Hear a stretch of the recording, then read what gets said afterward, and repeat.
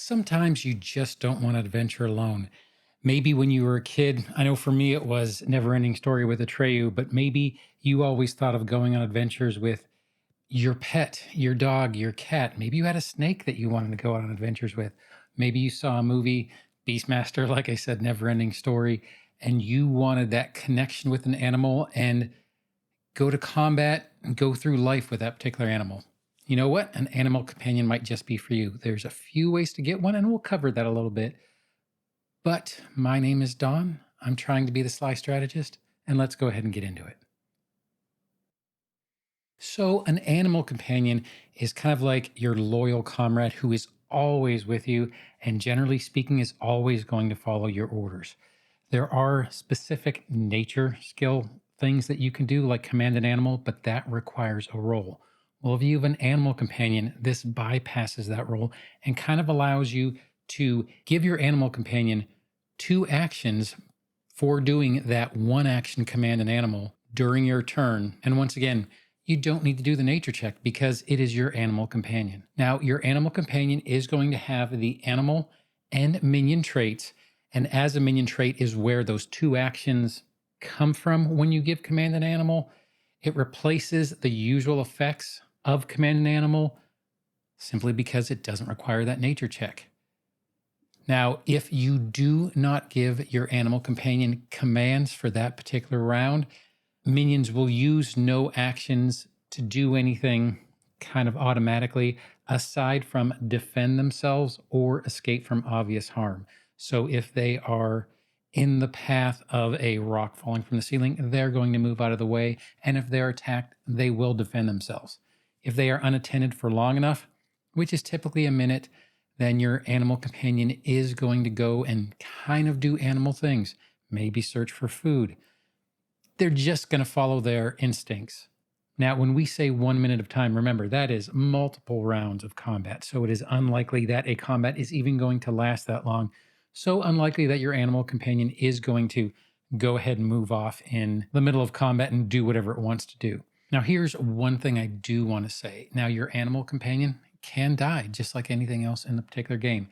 The rules as written are not super clear. It's pretty much down to one line. If your companion dies, you can spend a week of downtime to replace it at no cost. What does that mean?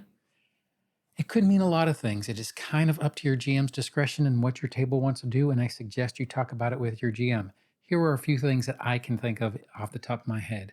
Now, if you wanted to go hardcore rules as written, there are spells like Raise Dead that specify a creature. The exact wording is you attempt to call forth the dead creature's soul, requiring the creature's body to be present and relatively intact.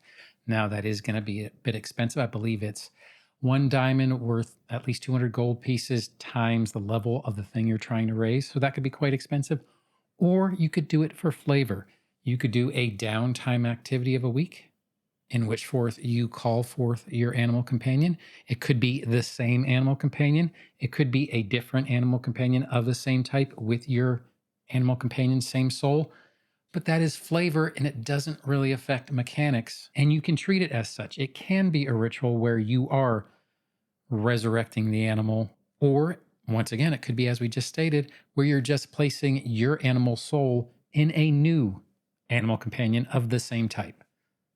There are a few ways to get this animal companion, and it's through feats. I'll go over 2 of the big ones here.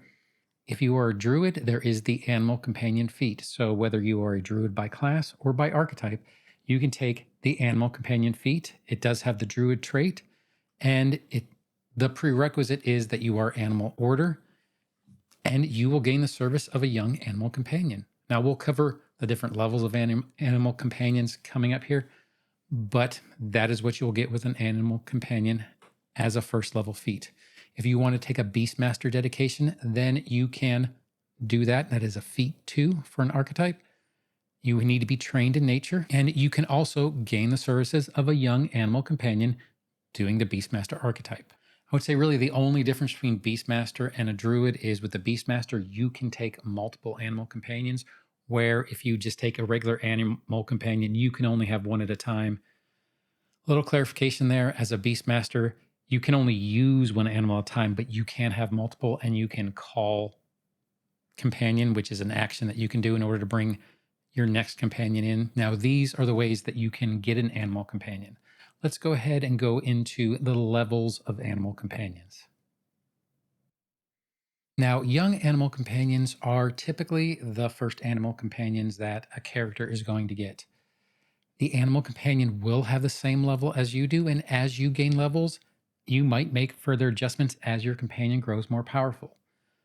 Animal companions do calculate their modifiers in DC just like you do. However, there is one big difference, and that is animal companions don't necessarily get everything that you do.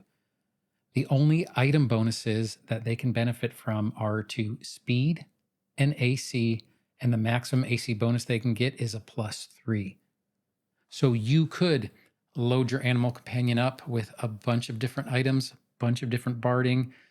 However, the most that they can get is speed and an AC bonus to +3. Your young animal companion is going to be trained in its unarmed attacks, unarmored defense, barding, all the saving throws, perception, acrobatics, and athletics. Those are the ones that they get. Now, there are specific categories of animal companions, such as badgers and cats and horses, and we'll go into that. But let's say you wanted an animal companion that wasn't specifically listed in the Player's Guide, Advanced Player's Guide, or one of the other books. Well, an animal companion begins with base ability modifiers of strength +2, dexterity +2, constitution +1, intelligence -4, wisdom +1, and charisma +0.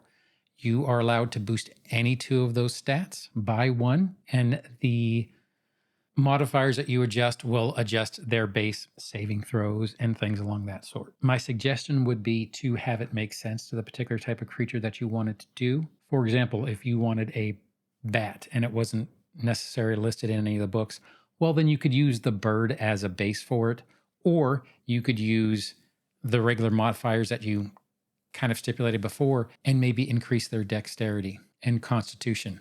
It just kind of depends on what you feel that particular animal type would have. Now, your animal companion does have ancestry hit points from its type, plus a number of hit points equal to 6 plus the constitution modifier. Now, that's the young animal companion.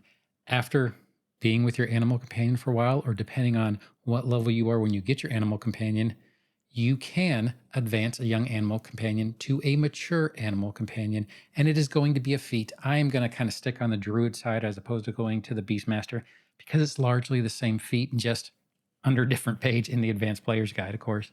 But a mature animal companion will have increases to strength, dexterity, constitution, and wisdom modifiers by 1. You would increase its unarmed attack damage from 1 dice to 2 dice, for instance.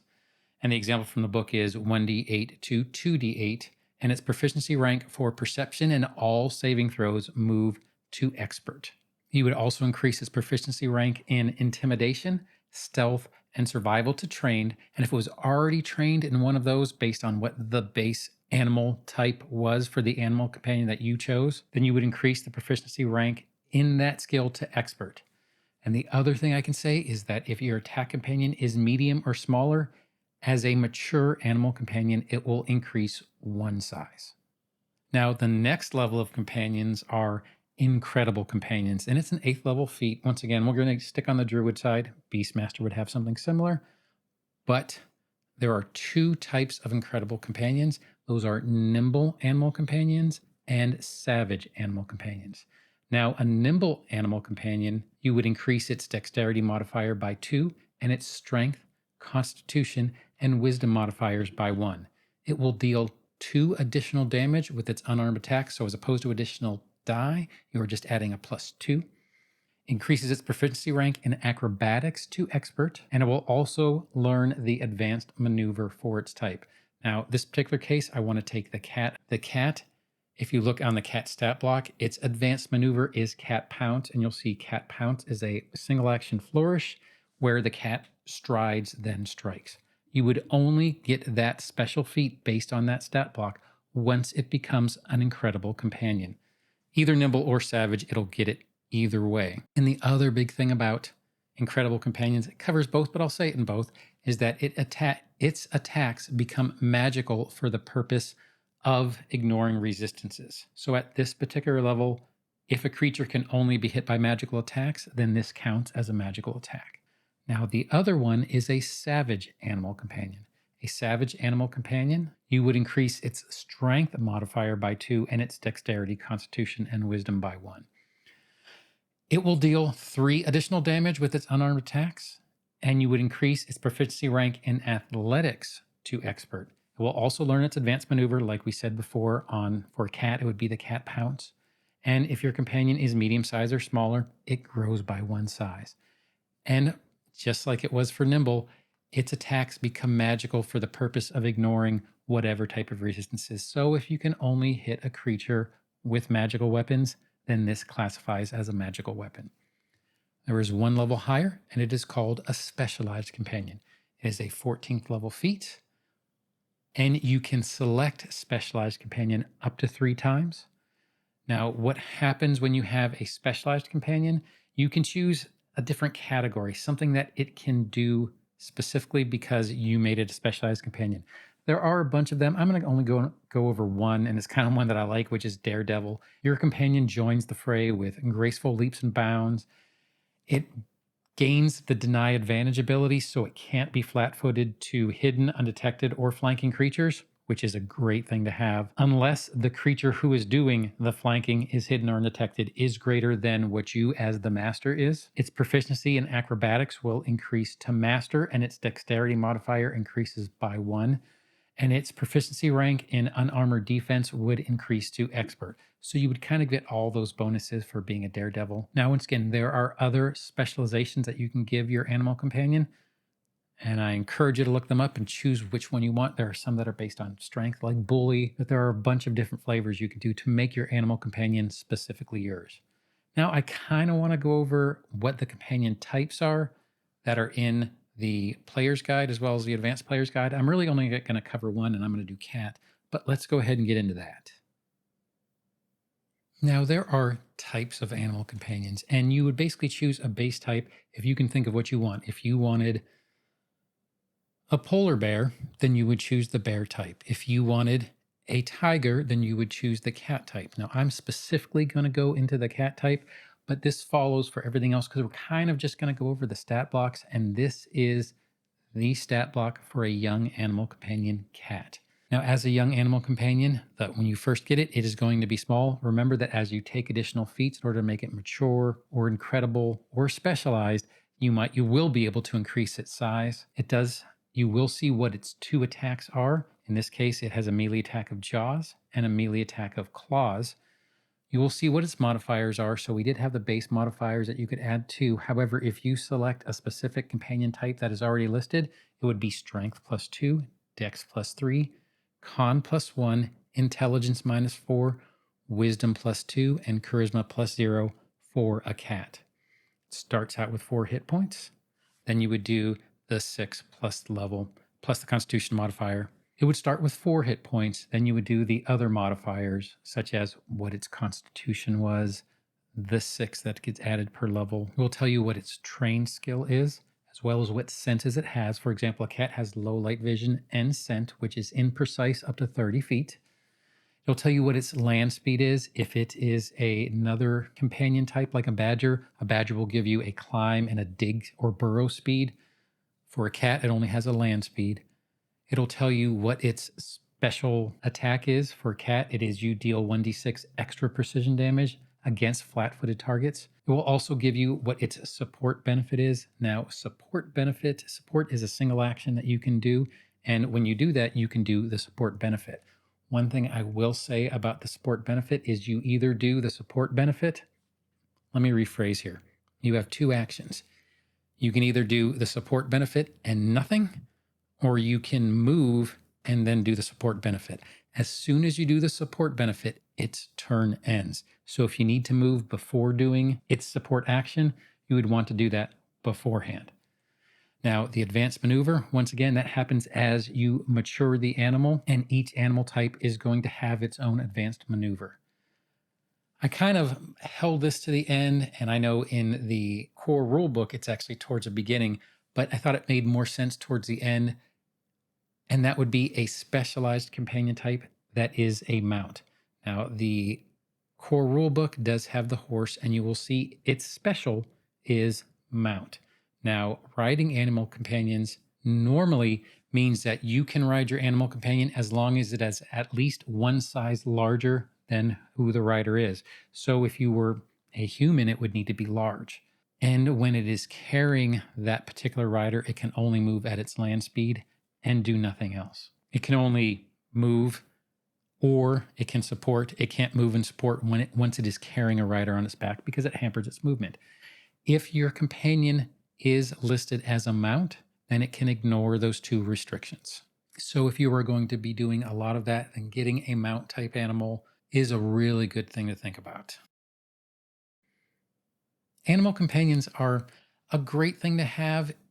You do kind of lose one action every single turn when you do your command an animal, but by doing the single action command an animal, you get two actions in return that your animal companion can do for you.